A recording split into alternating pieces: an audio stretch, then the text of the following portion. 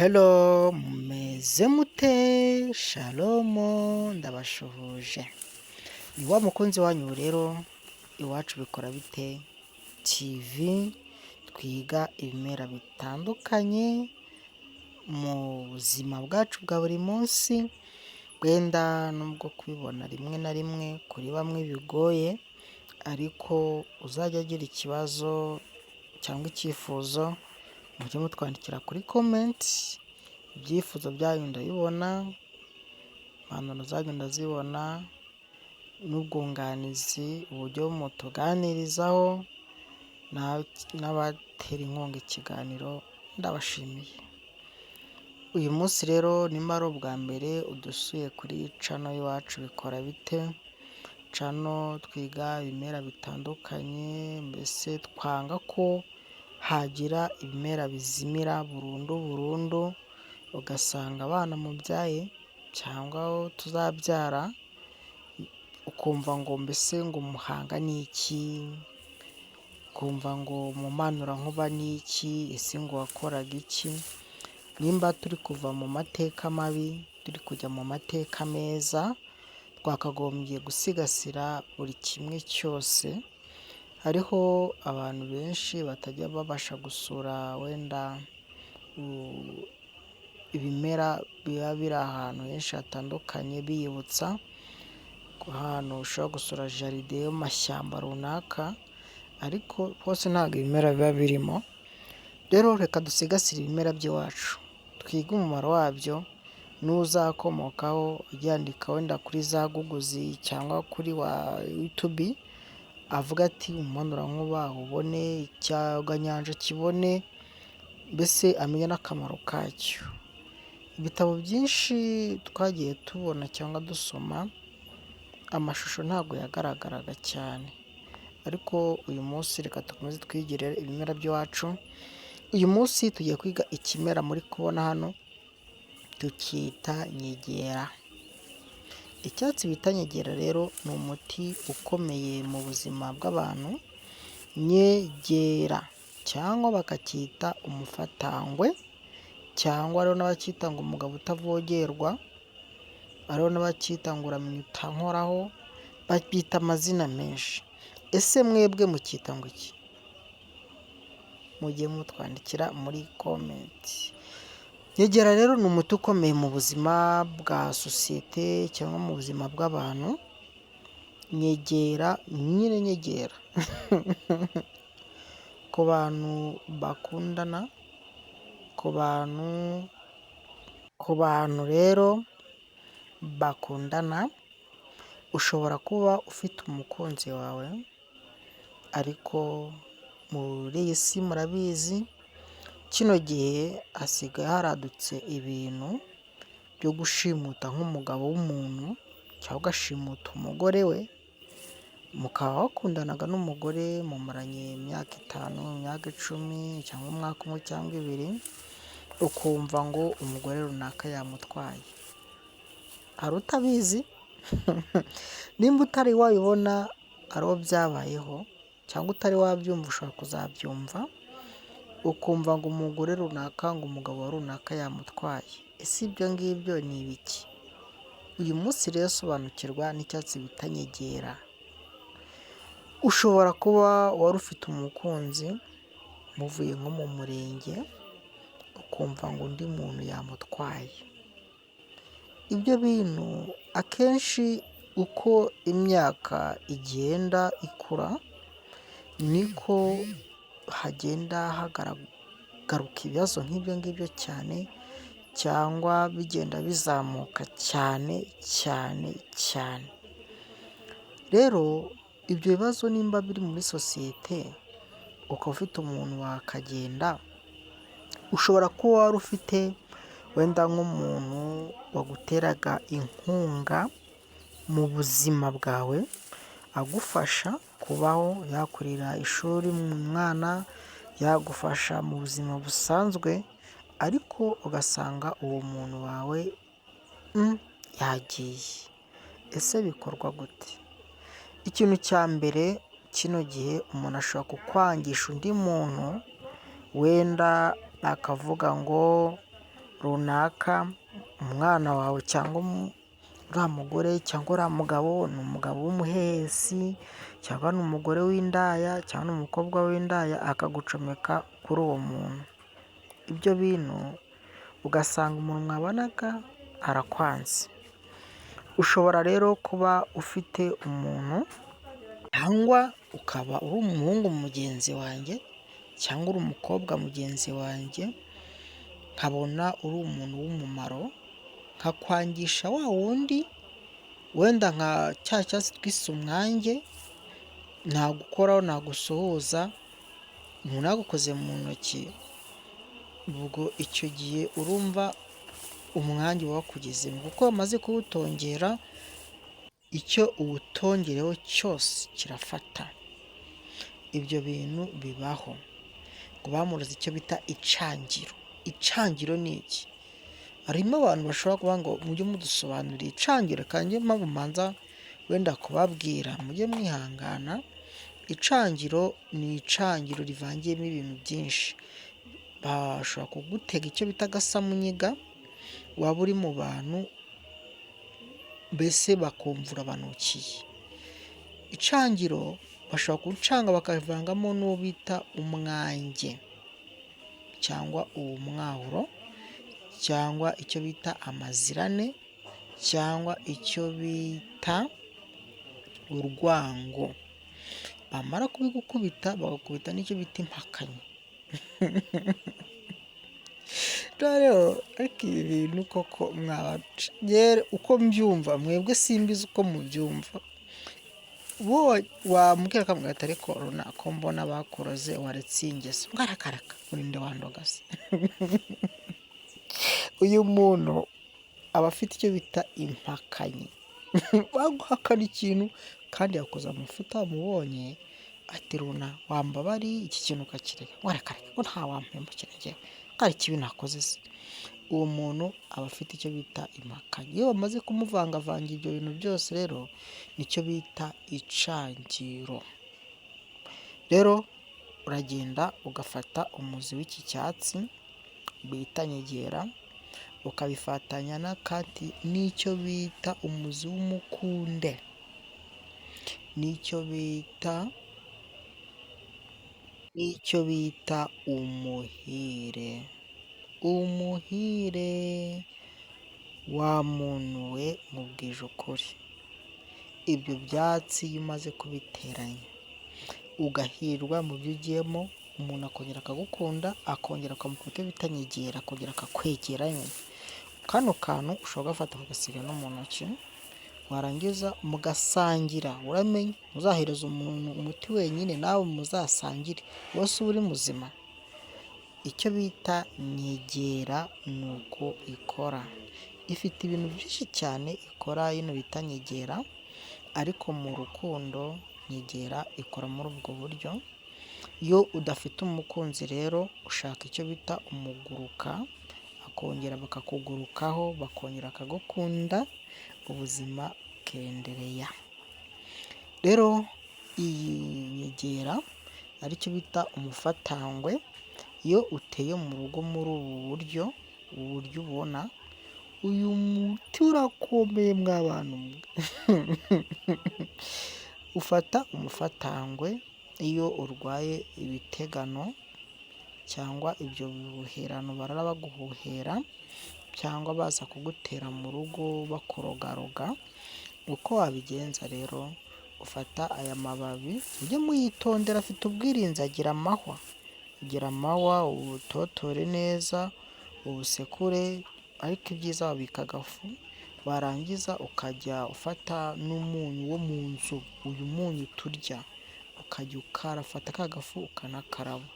Bya bintu by'ibicumucumu baguteraga, bya bintu by'ibitegano biguhuhera, uko ugenda ukaraba. Harimo indi miti myinshi bavangiramo, ariko nzagira ngeraho byose mbiteranye tubikusanyininge, mbese tubikombayininge ku bantu bashaka nko kuvura, noneho tubone ko tubikombayininga ujye ukaraba.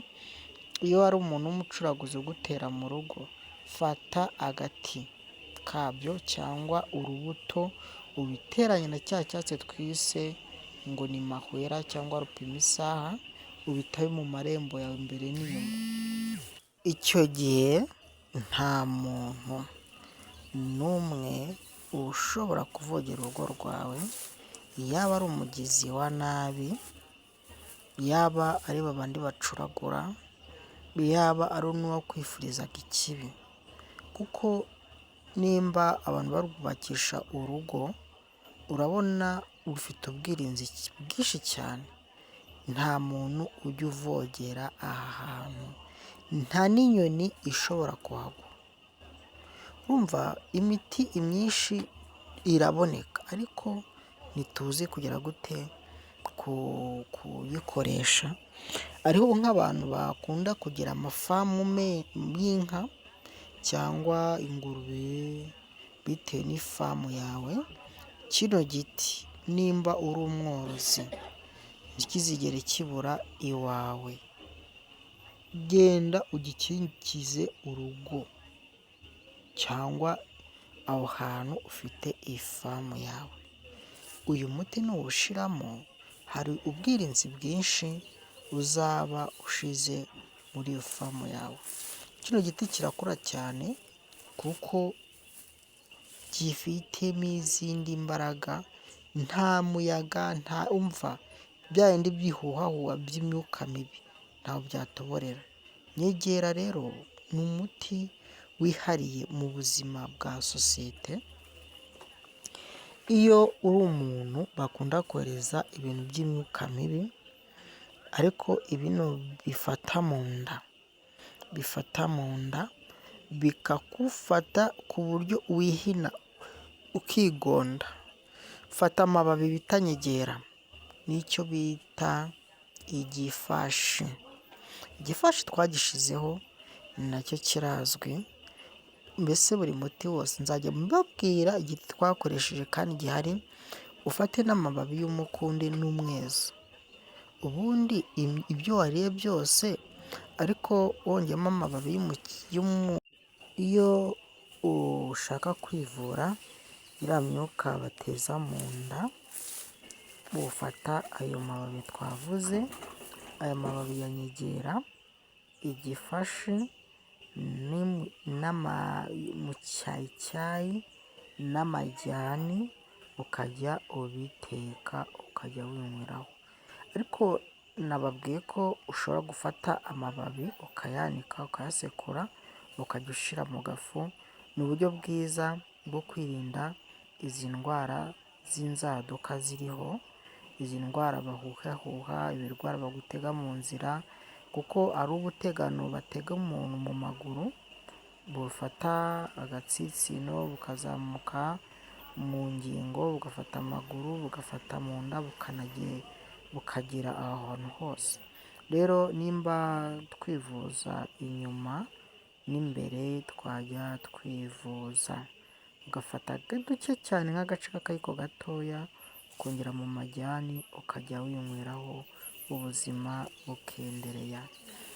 Muzarebe cyane cyane hari ibyatsi abantu benshi bakunda guhinga ari nk'indabo, cyane cyane mu bantu b'abaherwe cyangwa mu bakire, ibyo byatsi bakunda kubitera. Nzajya mbereka ibyatsi by'ingirakamaro ushobora gutera bikakugira umumaro.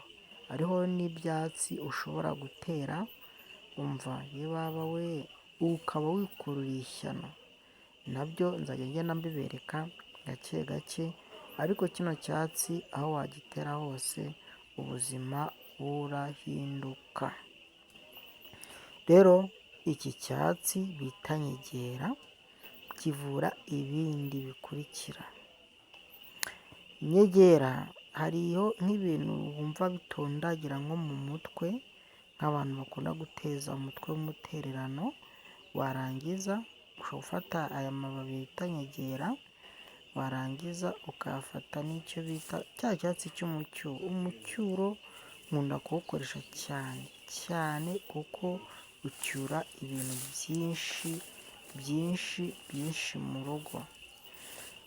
Niba ufite iyi nyegera, akenshi dukunda no kwita umukerereza, ukerereza iyo uri mu rugo iwawe nubwo wafata agati kamwe ukagashiramo, umuntu ukuzonga kenshi ahora avuga ngo nzajyayo ejo, nzajyayo ejo, gutyo nzajyayo ejo, nzajyayo ejo, nzajyayo ejo.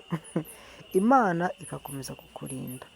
Rero nimba uri umukunzi w'ibimera, hari byinshi bita kirazira, hariho ushobora gukora amakosa bita kirazira mu buzima busanzwe, ariko uyu muti ukawukoresha bituma hariho ubundi buryo bwo kwirinda bubaho. Nk'abantu bakunda kugira abana rero, ubona umwana yarananiranye, ukabona umwana afite indi myitwarire itari myiza, ukabona umwana uko wari umuzi ntabwo ari uko ukimubona. Fata amababi y'umukerereza, icyo bita kino cyatsi bita nyegera, nurangiza ufate icyo bita urugarura, ukugarurira umwana. Nimba barakise nyegera, ugafata icyo bita urwo rugarura, umwana bakagaruka, ukajya umutekera mu cyayi duke cyane kwa kundi nabigishije, uwo mwana wawe ntazagaruka mu rugo akaba umwana muzima. Bakunzi rero bacu, iyi cano ni cano twiga guhugurana. Nimba uri umukunzi wayo, ariko nimba udakunda ibimera uzabe mu isi yawe, ubwo nyine ni uko. Ariko nimba wumva ari umuntu uri kwigishaho, ukajya ubona iki cyatsi, akenshi bino byatsi cyangwa ino nyegera ikunda kuba ahantu hafi yacu cyane. Bino byatsi muzabona bimera impande y'ingo, ukabona buri munsi kirahari. Icyo cyatsi ni ingirakamaro, ni uko abenshi batakizi cyangwa ukaba utabizi, ariko nkawe ubimenye ni byiza. Ni byiza, ntacyo bitwaye, ni byiza mu buzima busanzwe. Rero nk'abantu bafite abakunzi, ukaba ufite umukunzi wawe akagenda, ukaba ufite inshuti ukabona ifite indi myitwarire itari myiza, uyu muti wawukoresha kuko ni mwiza mu buzima bwacu bwa buri munsi, hari ibyinshi ukora. Akandi rero bita nyegera, ifite urubuto rwa nyegera, ukongera n'umucaca wambutse inzira. Umucaca wambutse inzira, ugafata n'akabuto k'umutobotobo cyangwa icyo bita nyanyapori, aho wajya hose nta muntu wagutega. Nta muntu wagutega. Nk'iyo ngo wagiye ngo mu nzira, ushobora kujya muri karitsiye irimo abarozi pe! Ukavuga ati iyi no karitsiye ibamo abarozi, ahandi baroga n'umuguruka cyangwa n'isazi. Nyine ngo n'isazi barayiroga. Rero ifite akabuto kanyegera, ugafata n'umucaca wambutse inzira, ukongeramo icyo bita nyanyapori. Ibyo bintu bifasha abantu benshi mu buzima bwabo bwa buri munsi. Bakunzi bacu rero, nanjye ndabakunda. Nyegera ifite ibintu byinshi ikora. Nyegera iyo hari nk'umuntu watewe n'amashitani cyangwa mu rugo akakubwira ngo ari kubibona bidasanzwe, fata amababi ya nyegera n'icyo bita umushyiguro, wenda n'amababi y'umuravumba, umanze ubimukarabye. Nimara kubimukarabya, ufate utuyiko nka 3 cyangwa ufate ibyo ngibyo tuvuze, umanze ubiteke. Numara kubiteka umuhe utuyiko 2, numara kumuha utuyiko 2, ubwo ni bwa bufasha bw'ibanze bwihuta. Numara kumuha utuyiko 2, ibindi bimukarabye utere mu nzu cyangwa ukoropemo, utere no hanze. Icyo gihe utora usohora, ntabwo bitera winjira. Iyo yari umuntu wagiye niwo ushobora gutera umuti wigarura mu nzu, ariko iyo wirukana uhera mu nzu usohora hanze, niho ibintu bikunda. Bakunzi bacu rero, nimba ikiganiro cyafite icyo kikumarira, uzashiringe no ku bandi. Natwe tuzakomeza twige ibimera bitandukanye mu buzima. natwe rero turabakunda. Nimba uri umukunzi w'ibimera, Imana ikomeze kwagure mu byo ukora, mu byo uvuga, aho uva n'aho ugera, Imana ikurinde pe, kuko niyo ishobora byose.